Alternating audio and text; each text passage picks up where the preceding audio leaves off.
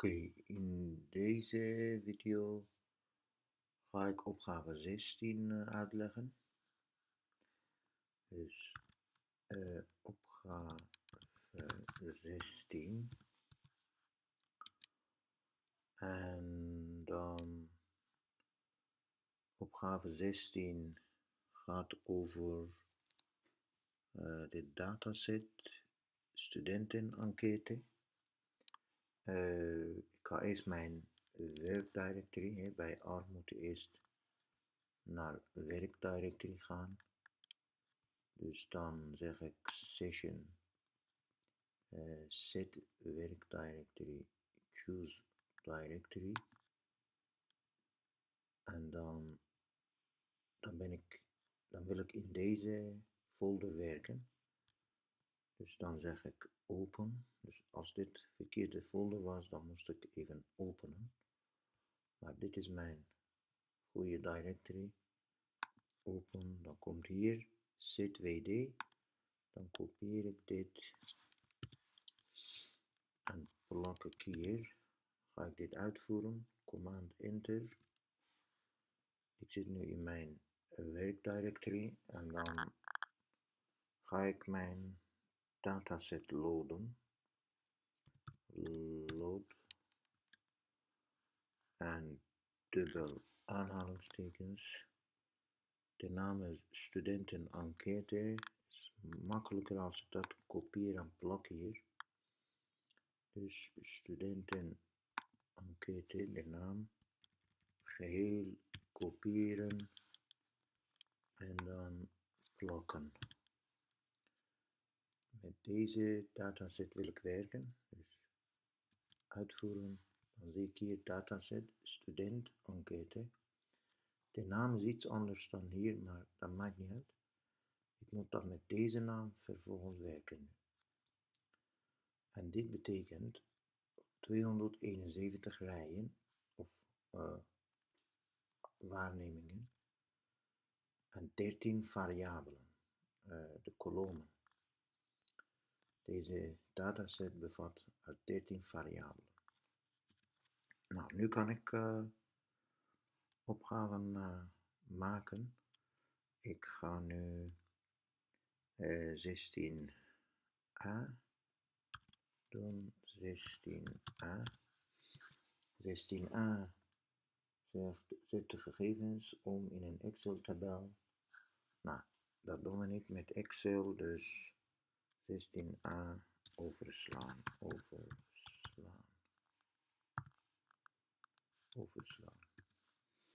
En nu ga ik naar 16b. 16b. De gemiddelde lengte van de studenten in groep D is groter dan van de studenten in groep A. Hoeveel centimeter scheelt het rondaf of gehele? Nou, de variabele lengte, zoals je wel de namen van de variabelen zien, neem ze en dan zeg ik studentenenquête. Dit zijn mijn variabelen en de variabele lengte daarin blijkbaar bestaat uit groepen. Een groep A, B, C, D. Trouwens, als je wil de dataset, de tabel even zien, klik je hier en dan hier komt die tabel. Let op dat met die tabel kun je alleen zien nu. Maar je kan niet mee werken eigenlijk. Je moet alleen met codes werken. Maar dit is de lengte en dit is de variabele groep. En de groep bestaat uit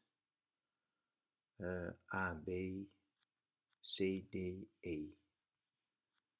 Dus de variabele groep bestaat uit 4 groepen, 4 klassen als het ware. En dan gaan we de lengte van elke klas bestuderen. Dan zeg ik bij 16b nu Er is een functie dat heet aggregate en dat dat berekent bijvoorbeeld het gemiddelde van elke groep van een kwantitatieve variabele. Dus ik geef een naam, gemiddelde per groep, bijvoorbeeld per groep is, ik wil gemiddelde van elke groep berekenen van variabele lengte. Dan zeg ik aggregate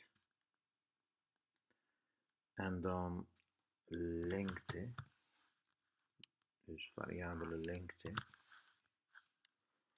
Dus ik moet nu zeggen studentenenquête, studentenenquête, dollarteken, lengte, dus van de variabele lengte en dan nee sorry, dat is bij aggregate hoeft niet de datasetnaam, ik doe gewoon variabele lengte en dan een krulletje groep, variabele groep,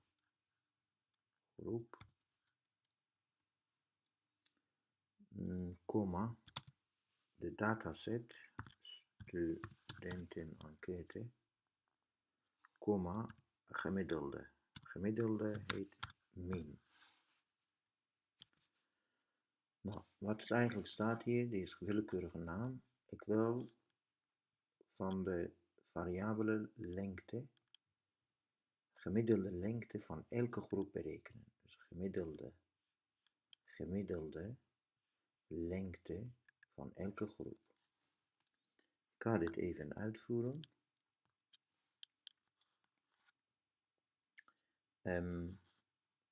Kijk, als ik nu dit even uitvoer, wat zijn mijn uitkomsten? Gem per groep, ik ga dit uitvoeren. Zie je hier, dus groep A, B, C, D, E, lengte. Gemiddelde groep A is 173,5, gemiddelde groep B is 175,6, gemiddelde groep C is 175,9, enzovoort. Dus ik heb hier gemiddelde van elke groep. En zo, maar ik wil groep, het verschil tussen groep, even kijken, groep A en D. Ik zie groep D is nummer 4 en groep A is nummer 1. Dat kan ik van elkaar aftrekken. Dus ik zeg gem en dan daarin variabele lengte en dan vierde element min gem en daarin weer lengte en eerste element. Ik wil dit even berekenen. Nou, antwoord is 3,9, dus afgerond 4 centimeter. Dus dan ga ik commentaar geven, hekje. Het verschil tussen A en D is ongeveer 4 centimeter. Nou, nu gaan we naar vraag 16c. Hekje 16c. Vraag 16c. In welke groep is de spreidingsbreedte van de lengte het grootste en in welke groep het kleinste? Ik wil nu spreidingsbreedte berekenen. Nou, weer de functie aggregate Dan zeg ik spreidingsbreedte. Spreidingsbreedte is. En nu zeg ik weer lengte. Aggregate. En dan lengte van de variabele lengte. Lengte. En dan tilde. Dat noemen ze tilde, die krulletje groep. Groep. Dus ik wil van elke groep de spreidingsbreedte van de variabele lengte berekenen, komma, de dataset, komma, en nu in plaats van min schrijf ik hier range. Range, in het Engels, range is spreidingsbreedte. Geen haakjes. Zo. Dan ga ik dit uitvoeren. Is haakje dicht natuurlijk. Uitvoeren. Kijk, hij geeft hier een fout, de lengte. Kijk, dit is hoofdletter lengte. Niet kleinletter. Ja. En als ik nu de spreidingsbreedte, wat ik net berekend heb, ga uitvoeren. Nou, de uitkomst staat hieronder. Groep A, B, C, D, E. Lengte 1, lengte 2. Dus dit is kleinste lengte, die is grootste lengte. En dan ik kan dus eigenlijk, dan zegt hij 152, bijvoorbeeld groep A is 152 tot 188.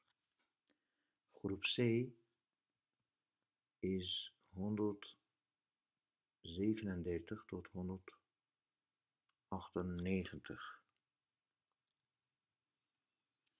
En dus vraag C was in welke groep is de spreidingsbreedte het grootste en in welke groep het kleinste. Dan ik kan wel die dingen van elkaar aftrekken of met gewoon rekenmachine berekenen. En ik zie dat in groep A is kleinste. In groep A is het kleinste. En in groep C is het grootste. Is grootste. Zo. Dan kun je dit overnemen als uitkomst voor die opgave en die berekening kun je ook handmatig maken. Nou, dan ga ik naar vraag 16D. 16D. Even lezen. Hoeveel procent van de studenten is kortslaper? Nou, is de tekst het gemiddeld aantal uren slaap per etmaal van de studenten. Zie je in de kolom uren slaap. Studenten die gemiddeld minder dan 8 uur per etmaal slapen, noemen we kortslapers. Hoeveel procent van de studenten is kortslaper? Nou, ik ga een kolom, nieuw variabele of nieuw kolom toevoegen, dat ik zeg, die zijn kortslaper. Dus ik ga kijken, hoeveel studenten zijn kortslapers. Studenten die minder dan 8 uur slapen, die zijn kortslapers. Maar hoeveel zijn ze? Dus ik ga een nieuwe kolom toevoegen. Bijvoorbeeld, ik noem die kolom kort lang. Dus voeg een kolom met de naam kort lang. Kort lang. Oké. En dan dus mijn dataset, studenten-enquête, $teken. En nu zeg ik kort lang. Nieuwe naam, kort lang. En is, nou, even wat hier aan de hand is, dus hiermee aan mijn dataset voeg ik deze kolom toe. Zo moet je dit aflezen. Dataset naam, $teken en naam, dat betekent, en dan is, dat betekent deze kolom wordt toegevoegd aan de dataset. If else, dit is ook een functie in R, if else uren slaap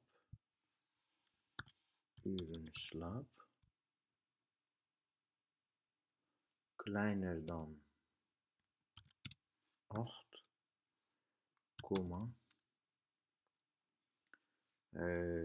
kort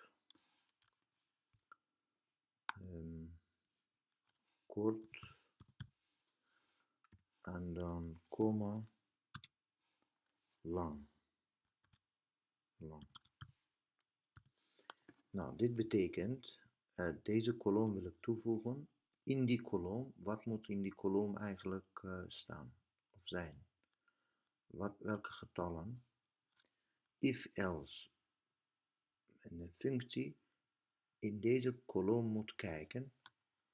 Als deze kolomwaarde kleiner dan 8 is, bijvoorbeeld 7 of 6, dat noemen we kort slapers. Anders, als dit niet klopt, dan noemen we lange slapers. Zo wordt deze kolom ingevuld.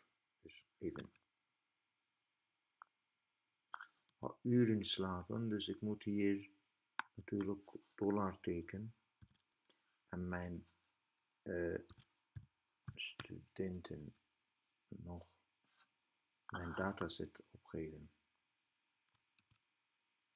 Nou, ik heb een nieuwe kolom gemaakt met daarin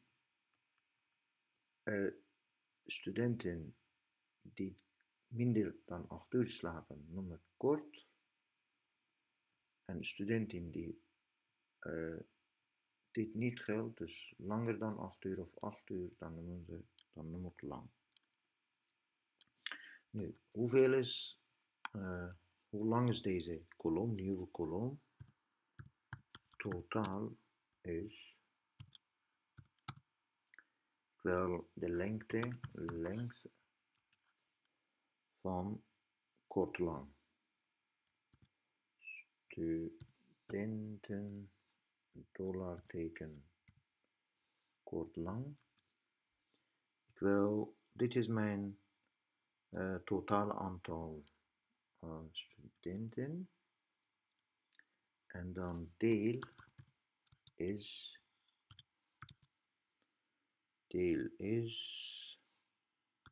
de som van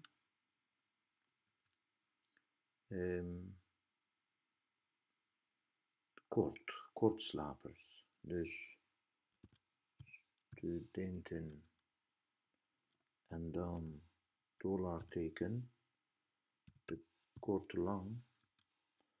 Daarin mensen die kort zijn nu, is gelijk aan kort. Nou, hier staat, dus ik moet in totaal berekenen en een deel, en dan zeg ik delen door totaal keer 100 voor percentage. Dus mensen die in die kolom korter dan 8 uur slapen, dan ga ik berekenen. En nu zeg ik percentage is deel gedeeld door totaal keer 100 keer 100. En dan kan ik nog op 1 decimaal afronden. Round percentage, komma, digits is 1. Nou, zie hier, antwoord is dus 71,6%. Dus 71,6%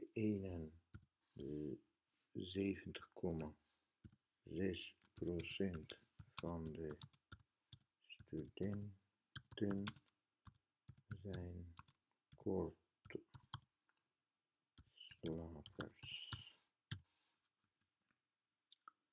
Zo, dat was vraag D. Ik ga nu vraag 16e doen. Vraag 16e. Onderzoek in welke groep het percentage kortslapers het grootste is. Percentage kortslapers. Nou, ik ga dan in welke groep. Ik ga dan een frequentietabel maken. Dan zeg ik, dit is 16DE, 16E. Dus maak een frequentietabel met 2 variabelen. Laten we zeggen 16 tabel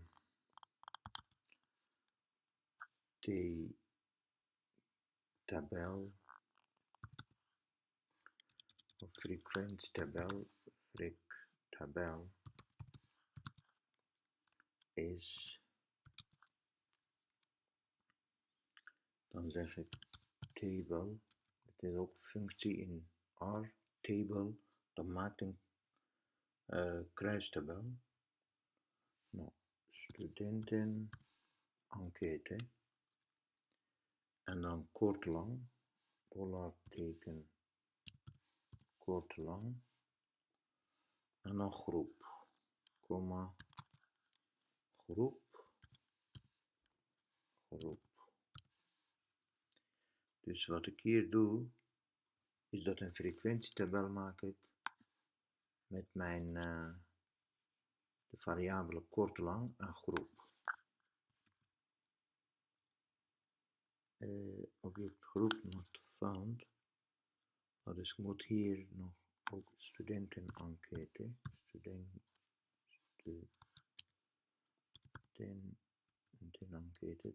$teken, zo. Zo, ik heb nu een tabel gemaakt. Als je wil een tabel echt zien, dan kun je dit uitvoeren. Nog een keer, dan zie je hieronder kort bij groep A 62 mensen, kort groep B 58 mensen, lang slapers groep A 26 mensen, etc. Dus dit tabel kun je eventueel overnemen, maar ik moet, wat was de vraag bij onderzoek in welke groep het percentage kortslapers het grootste is. Dus ik ga nu percentages berekenen van deze groepen. Dan kun je zeggen PCT, dus ik geef weer een naam. Vraag 16e bijvoorbeeld, willekeurig naam. Wel percentage groepen berekenen. Dan doe ik prop, dus ook een functie prop.table. En dan van mijn tabel, van mijn frequentietabel, kopie, paste. Ik wil de percentage berekenen van die tabel, maar van die korte slapers. Dus dit is de 2, rij 2. En dan keer 100. Keer 100. Nou, deze functie prop table, die berekent van een frequentietabel, en van een rij van een frequentietabel, een percentage daarvan. Dus als ik dit uitvoer, en dan, wat heb ik nu? PCT. Kijken of wat uitkomst is. Dus groep A, 70% kort. Groep B, 70% kort. En zo heb ik van alle groepen percentages berekend. Als je wil nu dit op 1 decimaal afronden, deze tabel, dan kun je nog een keer de naam gewoon even oproepen. En dan zeg je round, weer PCT, comma, digits is 1. Ik wil 1 decimaal afronden, alle getallen. Nou, en dan zeg ik de maximaal. En de vraag was, in welke groep is het percentage kortslapers het grootste? Dus dan zeg ik max PCT, die percentagetabel. En dan even kijken. Ja, dan geeft hij antwoord 76,2. Dus commentaar geeft maximum 67,2%.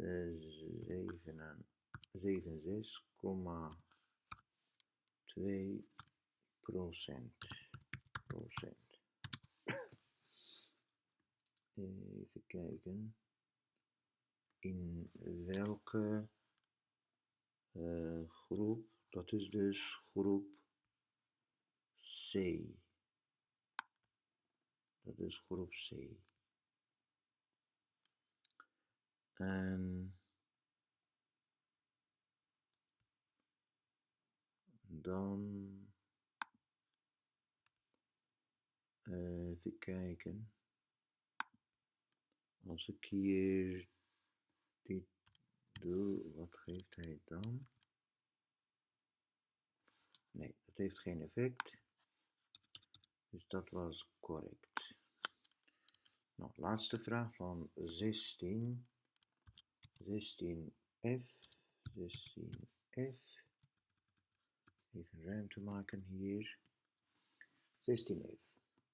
Volgens Niels zijn er relatief minder kortslapers onder de linkshandige studenten dan onder de rechtshandige studenten. Onderzoek of Niels gelijk heeft, legt toe.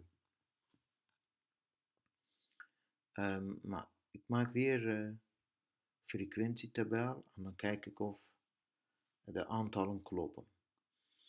Dan zeg ik geef gewoon een willekeurige naam. Tabel frec tabel 2, frec tabel F is, dan zeg ik table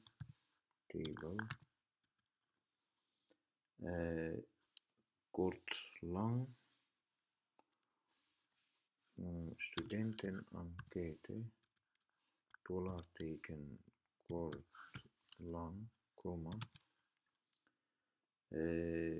weer studentenenquête, $teken, LR, linkshandigen, LR, handig student. LR handig student. Dit is nu frequentietabel. En dan ga ik percentage berekenen weer. Dan zeg ik PCT 16F is, nou, prop percentage van een frequentietabel. En dan tabelnaam is deze. Kan ik ook kopiëren en hier plakken. En dan keer 100. Keer 100. Ja. En trouwens, ik wil kolompercentages. Dus hier voeg ik nog 0,2. Dus je kan commentaar geven. 2 betekent kolompercentages. Nou, en dan kan ik nu uitvoeren en aflezen, PCT. En dan zie ik dat linkshandigen en rechtshandigen, sorry, kan ik hier nu aflezen het antwoord. Ik ga dit opslaan en dit was opgave 16.